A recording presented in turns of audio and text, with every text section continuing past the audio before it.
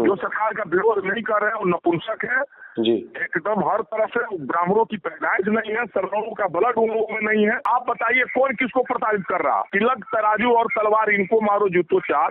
तो लगता है कि सरकार अब सरकार जो है वो आपसी विवाद करवा कर राज करना चाहती है। जितने MP MLA हैं जो सरकार में बैठे हुए हैं वो सरकार की तलवार छाट रहे हैं, हाथ में चूड़ी पहनकर बैठे हुए हैं। उनको शर्म नाम की चीज नहीं है। बीजेपी कौन सी कानून लाकर ब्राह्मण बनियों पर क्या थोप रही है? तो समर्थन कर रहे हैं जो अनारिक किस्म के लोग हैं जो गांव में रहते हैं। जिस पार्टी को आपने समर्थन दिया था कि तो ब्राह्मण की और सवर्ण की पैदाइश नहीं है, उनके ब्लड में दोष है जो ये आवाज नहीं उठा रहे हैं। वो किसी और जात के बच्चे हैं। नहीं कहा तो जा रहा है कि आप लोग जो है वो दलितों को, OBC को पढ़ने नहीं देते हैं।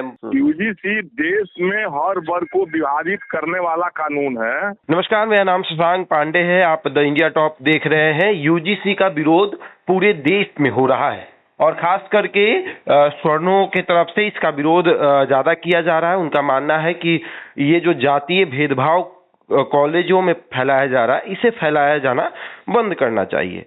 सवर्णों के नेता टूना पांडे इस वक्त हमारे साथ मौजूद है, UGC का विरोध कर रहे हैं। कैसे हैं सर? नमस्कार नमस्कार, ठीक है शशांक बाबू, अपना बताइए। बढ़िया। UGC का विरोध आप कर रहे हैं, फिर क्यों? सरकार तो कह रही है कि इससे दलितों को फायदा होगा। UGC देश में हर वर्ग को विभाजित करने वाला कानून है। हर वर्ग, हर संप्रदाय को आपस में लड़ाने वाला कानून, काला कानून है सरकार का। सरकार को इसको वापस लेना चाहिए। इसमें किसी वर्ग का भला नहीं है। सरकार को अगर कोई कानून ही लाना है तो पूरे जितने SC ST वर्ग के लोग हैं या OBC वर्ग के लोग हैं या सवर्ण में गरीब तबके के लोग हैं, सारे लोगों को सरकार रोजगार दे दें, 1-1, 2-2 करोड़ रुपया लोन दे दें बगैर सिक्योरिटी मनी जमा किए हुए, या उन लोगों को नौकरी दे दें, इससे उनका भला होगा। अब ये तो हर वर्ग में को आपस में विभाजित कर दिया सरकार। पहले हिंदू मुस्लिम विभाजित करके राज्य की सरकार चला रही थी, राजनीति कर रही थी। अब हिंदू को बांट दिया, अब वर्ग को बांट दिया, जात को बांट दिया है। UGC से किसको फायदा होने वाला है? आप एक बताएं, क्या मैंने अपराधी और या प्रताड़ित करने वाले लोग सिर्फ सवर्ण ही लोग होते हैं क्या? नहीं कहा तो जा रहा है कि आप लोग जो है वो दलितों को, OBC को पढ़ने नहीं देते हैं, उनको प्रताड़ित करते हैं। नहीं, OBC और दलित को पढ़ने के लिए सरकार फ्री में हाई सेकेंडरी जितनी VIP स्कूल है सब में फ्री में नामिनेशन करने क्यों नहीं पढ़ देते हैं? कौन बच्चे उनको रोकते हैं पढ़ने के लिए? उनका तो रिजर्वेशन फिक्स है। ये तो एक तो आपस में कटुता पैदा करने के लिए सरकार ने कर दिया है। आप एक एग्जाम्पल दे रहे हैं आपको शशांक बाबू। आजकल के ये ट्रेंड चल गया है, किसी गांव में 10 गो पंडित जी लो है और 50 घर यादव जी लो है, 25 घर कुर्मी भाई लो है, कुछ दलित भाई लो है। अब वो 10 घर जो पंडित जी लो है सो अपराधी हो गया है। अच्छा।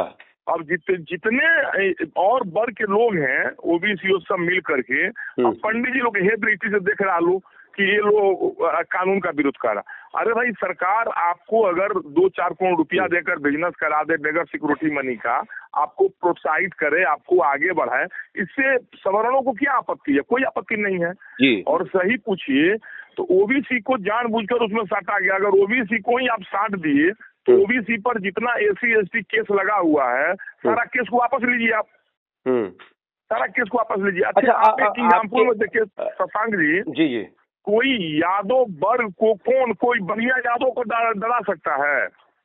बनिया का लड़का, लाला का लड़का यादव जी के लड़के से जुड़ा सकता है क्या? आप ही हमें बता दीजिए। आप ये सरकार किस तरह की कानून ला रही है? लेकिन बाकी कॉलेजों में तो नारे लगते थे कि ब्राह्मण बनिया भारत छोड़ो। आज फिर बनिया हो गया कि बनिया जो है वो शोषित हो गया, पहले शोषण करता था। देखिए, ये जितनी सरकार अपमानित करने की जो बात कर रही है, नहीं पढ़ने की, हाई सेकेंडरी स्कूल जितनी हाईएस्ट स्कूल है वहाँ जाने के बाद जातीय सरकार कर रही है कि भेदभाव मिटाना है, जात पात खत्म करना है, और जात प्रमाण पत्र निर्गत वही कर रही है। जाति आधारित कानून सरकार ही बना रही है। सरकार को जात प्रथा खत्म करना है तो कम से कम जात लिखना ही बंद कर दें। जैसे पीएचडी करने के बाद डॉक्टर की उपाधि मिल जाती है, उसी तरह ग्रेजुएशन करने के बाद जात छोड़ने का उपाधि, मतलब भारतीय उपाधि मिल जाए, इंडियन उपाधि मिल जाए। ये कोई अच्छा उपाधि सरकार दे दे जिसमें जात न लिखा रहे। जात प्रथा खत्म हो जाएगी, गरीबों को उत्थान करिए आप एक बात बताएं, जैसे जेएनयू में इसके पहले नारा लग रहा था, इतने लड़के डफली बजाकर नारा लगा रहे हैं कि ब्राह्मण बनिया चोर है बाकी DS4 है, ब्राह्मण बनिया चोर है बाकी DS4 है। आप ये शब्द किसी और को कह दे, फलाना फलाना चोर है बाकी DS4 है, अभी आप पर SC लग जाएगा। और खुलेआम डफली बजा करके जेएनयू में किया जा रहा, सरकार ये क्या करा रही है? जेएनयू में पूरा डफली बजाकर कहा जा रहा है कि तिलक तराजू और तलवार इनको मारो जूते चार। आप बताइए कौन किसको प्रताड़ित कर रहा? तिलक तराजू और तलवार इनको मारो जूतो चार। इन लोगों को जूता मारने के लिए वो लोग सरेआम बोल रहे हैं जेएनयू में खड़े होकर के। लेकिन फिर भी तो आप ही के ऊपर गाज गिर रही है, फिर भी तो आप ही के ऊपर गाज गिर रही है कि ब्राह्मण और स्वर्ण जो है वो ऐसे करते हैं। नहीं, तो इनको जूता मारने के लिए बात हो रही है।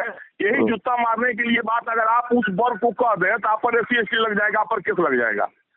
आप किसी वर्ग को अपमानित करें और चुपचाप वो सुनता रहे, कैसा अंधा कानून है? हमको नहीं समझ में आ रहा है कौन किसको प्रताड़ित कर रहा है। सरेआम मैंने आपने किसी वर्ग को कुछ कहा भी नहीं, अभी SC जितना केस है 99% फर्जी हो रहा है। सो आपको पता है जी। अभी आप बताइए कि अब बच्चे सबको उतने बड़े स्कूल में जाने के बाद से वहाँ पर जात पात का कोई बात ही नहीं है सर। अच्छा, आपके भी बच्चे पढ़े, क्या उन्होंने कभी किसी को प्रताड़ित किया क्या? ओबीसी और दलित के बच्चे? प्रश्न ही पैदा नहीं भाई। हमारे बच्चे के हर वर्ग के लोग हमारे मित्र हैं, दोस्त हैं, एक वर्ग के नहीं। देखिए ये जो UGC कानून के विरोध में जो है हर वर्ग के लोग, जितने पढ़े लिखे शिक्षित लोग हैं ना, वो सारे लोग विरोध कर रहे हैं। विरोध UGC कानून का वही लोग समर्थन कर रहे हैं जो अनारी किस्म के लोग हैं, जो गांव में रहते हैं। जिस पार्टी को आपने समर्थन दिया था टूना जी, जिस पार्टी को आपने समर्थन दिया था, कहा था कि लोकसभा चुनाव जीताया जिस पार्टी को, वो उस पार्टी की प्रवक्ता है कंचना यादव। उन्होंने कहा कि इनको बिल्कुल सजा मिलना चाहिए, इन लोगों ने प्रताड़ित किया है 1000 वर्षों से और मिलना चाहिए, इनको परेशान किया जाना चाहिए। कंचना यादव ने कहा गंवार लोगों को पत्रकार बना दिया जाएगा। नहीं, कंचना यादव जो है वो प्रवक्ता है राजद की। नहीं, वही कह रहा है ना कि गंवार किस्म के आदमी को, लोग को, पागल किस्म के आदमी को जो प्रवक्ता बनाइएगा तो इसका खमियाजा पार्टी को तो भुगतना पड़ेगा ना। अभी कंचना यादव का जो भी बयान इसके पहले भी आया, अभी भी आ रहा, तो पार्टी को तो भुगतना पड़ा इसका खमियाजा अभी चुनाव में। जी, अभी चुनाव में पत्ता साफ हो गया ना महागठबंधन का। जो एक सवर्णों को जो अवसर मिला था 10%, मनोज झा ने उसके ऊपर वक्तव्य दिया। वो पढ़ा लिखा नारी व्यक्ति है, अहंकारी आदमी है, और उसका खमियाजा पूरा पार्टी को भुगतना पड़ा। जी, ऐसे आदमी को प्रवक्ता बनाएंगे तो पार्टी को तो भुगतना ही पड़ेगा ना इसके लिए। आप देखिए ये प्रताड़ित तो देश में ब्राह्मण हो रहे हैं, प्रताड़ित तो देश में सवर्ण हो रहे हैं, और फिर भी सवर्ण को दबाने के लिए ही कानून बनाया जा रहा। आप बताइए जिस गाँव में इनके लड़के हाई स्कूल पढ़ करके चले गए गुजरात कमाने, वो भी हल्ला कर रहे हैं कि हम सवर्णों के विरोध में है, ओबीसी के क्या नाम है, UGC कानून सही है। उनको पता भी नहीं है UGC कानून क्या है। उनको ना वहाँ पढ़ने गए हैं, ना हाई स्कूल बड़े बड़े विद्यालय में पढ़ने गए हैं, जो हाई एजुकेटेड पढ़ाई भी नहीं किए हैं, वो दिन भर रोड हो रहे हैं लेकिन हल्ला कर रहे हैं।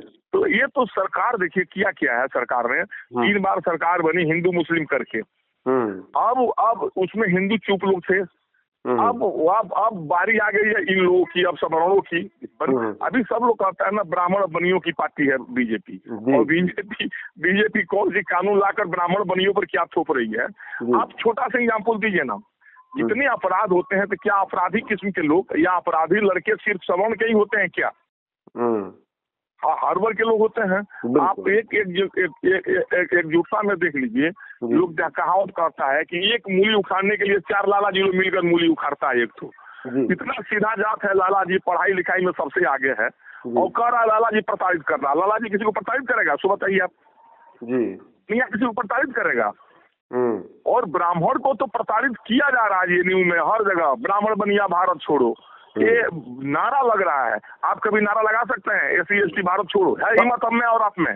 अब ऐसा लगता है कि अब समय आ गया भारत छोड़ने का, लगता है कि अब भारत छोड़ने का समय आ गया है। अरे हम वसुधैव कुटुंब की बात करते हैं। नहीं, सरकार ने कानून बहुत गलत लाया और सरकार को अगर ब्राह्मणों से सवर्णों से इतना नाराजगी ही है तो बार बार पहले गिरिराज सिंह और लोग बयान देते थे कि मुसलमान पाकिस्तान चले जाएं। इसी तरह इन ब्राह्मणों के लिए भी एक देश बना देना चाहिए कि ब्राह्मण तुम इस देश में चले जाओ, यहाँ तुम्हारा कोई गुजारा भार नहीं है, यहाँ ना तुम्हारे बाल बच्चों को हम रोजगार नौकरी दे पाएंगे, न शिक्षा दे पाएंगे, तो तुम यहाँ से चले जाओ। सरकार ये भी नहीं करेगी, इसलिए नहीं करेगी, उसका राजनीति खत्म हो जाएगा उसके बाद से जी। तो ये लॉलीपॉप दिखाती रहेगी और ब्राह्मणों में और वर्ग में लाती रहेगी। ब्राह्मण कितना मैंने क्या बताया आपको, इतने अपने को दुर्दिन महसूस कर रहा है कि हर वर्ग के लोग ब्राह्मण को ही दबाव बना रहे हैं, ब्राह्मण को ही अपमानित कर रहे हैं। जब जेएनयू में इतना खुला आप अपमानित कर रहे हैं, उसके ऊपर आप कार्रवाई नहीं कर रहे हैं, आपका काम कहाँ है? इतना हिम्मत किसी ब्राह्मण का है कि जो इस तरह बोल सकता है एसी एसटी ओबीसी भारत छोड़ो? कौन ब्राह्मण बोल सकता है? किसी के बयान दिखा दीजिए आप एक आदमी का। सरकार तो ये एकदम अंधा कानून लाई है, आप उसमें हिंदू मुस्लिम लड़ाई, अब सारी से पंडित जी को लड़ाएगी, पांडे जी को, चौबे जी को लड़ाएगी, आप देख लीजिएगा। हाँ बिल्कुल, आप उस पर लड़ना चालू करेगी अगले बार से। तो लगता है कि सरकार अब सरकार जो है वो आपसी विवाद करवा कर राज करना चाहती है। सरकार को कानून वापस लेना चाहिए और सरकार में बैठे हुए जितने सवर्ण एमपी एमएलए हैं जो सरकार में बैठे हुए हैं, वो सरकार की तलवार चाट रहे हैं, हाथ में चूड़ी पहनकर बैठे हुए हैं, उनको शर्म नाम की चीज नहीं है कि तो ब्राह्मण की और सवर्ण की पैदाइश नहीं है, उनके ब्लड में दोष है जो ये आवाज नहीं उठा रहे हैं। वो किसी और जात के बच्चे हैं जो ब्राह्मण कुल में जन्म ले लिए हैं, ये आप जान जाइए। इतने ब्राह्मण और सवर्ण के लोग हैं, एक बार इस्तीफा नहीं दे रहा, इतना लालच कुर्सी से टिपका हुआ है इस सबको, इतना मंत्री संतरी, शिवान का भी एक मंत्री है, इतना मंत्री संतरी है, इस सबको शर्म नाम का चीज नहीं बचा हुआ है। कुर्सी के लिए माँ बहन बेटी को सब बेच देगा, आप जान जाइए। जनार्दन सिंह सिग्रीवाल तो कह रहे हैं कि नहीं, हम नाम किसी का नहीं लेना चाहते हैं, मंत्री संतरी बहुत है, सिवान में भी लोग हैं और पूरे बिहार में भी हैं, पूरे देश में सवर्ण के लोग हैं जो एक आवाज नहीं उठा रहा है। इसमें देखिए ब्रजभूषण सिंह कितना बेजोड़ आवाज बेचारे उठा रहे हैं और जितने लोग हैं पूरा आवाज उठा रहे हैं, वो भी तो बीजेपी के नेता है भाई। जी। आप अपने एकदम मैंने सत्ता के लिए क्या कीजिएगा, माँ को आप सौंप दीजिएगा, बेटा की जिंदगी सौंप दीजिएगा, पढ़ाई में बेटे का भविष्य सौंप दीजिएगा, आपकी बेटियां कहाँ पढ़ेगी? आप तो नेतागिरी करके लगता है कि आप 5 साल से जिंदा रह जाएंगे कुर्सी पर बैठकर। तो शर्म नाम की चीज इन एमपी एमएलए विधायकों में नहीं है, जो सरकार का विरोध नहीं कर रहे हैं, वो नपुंसक है एकदम, हर तरफ से ब्राह्मणों की पैदाइश नहीं है, सवर्णों का ब्लड उन लोगों में नहीं है। अगर रहता तो एक मुश्त सारे जितने विरोध हो रहा देश में, सारे बीजेपी सवर्ण विधायक जितने हैं, एनडीए का सारे लोग को रोड पर आकर के एक बार कहना चाहिए कि हम इस्तीफा देंगे अगर कानून को वापस नहीं लिया जाएगा तो। चलिए, पता नहीं कुर्सी में क्या है, इस सबको शर्म नाम का चीज नहीं बचा हुआ है। हम तो सरकार से अनुरोध भी करेंगे और चेतावनी भी देंगे। आप भी उस कुर्सी पर रहते तो आपको भी लालच हो जाती टूना जी? जी सर, आप अगर उस कुर्सी पर रहते तो आप क्या छोड़ देते? आप विरोध करते? सबसे पहले सरकार को हम अल्टीमेटम चिट्ठी लिखते, कहते कि आप 1 सप्ताह के अंदर 5 दिन के अंदर एक कानून, काला कानून वापस लीजिए, भेदभाव मिटाने वाला कानून जो आप लाए हैं, सवर्णों को अपमानित करने के लिए कानून लाए हैं, इसको वापस लें, अन्यथा हमारा रिजाइन स्वीकार करें। तुरंत 2 मिनट में रिजाइन देकर रोड पर आ जाएंगे। हमारा एमपी एमएलए जनता न बनाती है जी, बाप बेटा बेटी के भविष्य बढ़ करके पाती है क्या? एमपी एमएलए बन जाइएगा, मंत्री बन जाइएगा, 5 साल अधिक जिंदा रहिएगा। लोग ब्लड में दोष है, सब कुछ जितने एमपी एमएलए सब है, सब ये सब कुछ भी नहीं रहा है। ये सब बेटा बेटी का भविष्य कहा जा रहा है, सरकार क्या कर रहा है? ये सब चाट रहा था सरकार का, ये सब फायदा गिना रहा सरकार का इस सब का। चलिए, बहुत बहुत धन्यवाद, बहुत बहुत धन्यवाद। जी धन्यवाद, धन्यवाद सर।